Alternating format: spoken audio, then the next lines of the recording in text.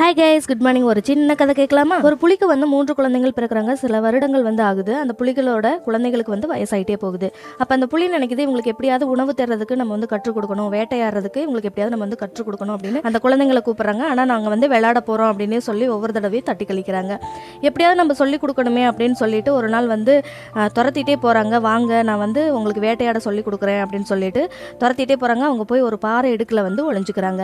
சரி, இதுவும் ஒரு மாதிரியான விளையாட்டு தானே, இதை வச்சே நம்ம வந்து வேட்டையாடுறதுக்கு வந்து சொல்லிக் கொடுக்கலாம் அப்படின்னு சொல்லிட்டு குழந்தைங்களுக்கு இதே மாதிரி தான் வேட்டையாடுறதும், ஒளிஞ்சு பதுங்கி இருந்து பார்த்து நம்ம வந்து நம்மளோட உணவுகளை வந்து தேடணும், வேட்டையாடணும் சில விலங்குகளை அப்படின்னு சொல்லி ஒன்றொன்னா சொல்லி கொடுக்குறாங்க. அதே மாதிரி அந்த குழந்தைங்களும் கற்றுக்கிட்டு ஈஸியாக அதே மாதிரியே பண்ணுது. இதே மாதிரி தாங்க நம்ம குழந்தைங்களுக்கு அவங்க போக்குலேயே போய் எல்லாத்தையுமே சொல்லித்தரணும். நம்ம ஒரு ப்ரொசீஜர் வச்சு அது மாதிரி தான் சொல்லிக் கொடுக்கணும் அப்படின்ற அவசியம் கிடையாது. அவங்களோட வழியில் போய் அவங்களுக்கு பிடிச்ச மாதிரி இன்ட்ரெஸ்ட்டோட நம்ம சொல்லிக் கொடுத்தாலே அவங்க கற்றுக்குவாங்க. உங்கள் குழந்தைங்களுக்கு நீங்கள் சில விஷயங்களை எப்படி கற்றுக் கொடுப்பீங்கன்னு கமெண்ட் பண்ணுங்கள்.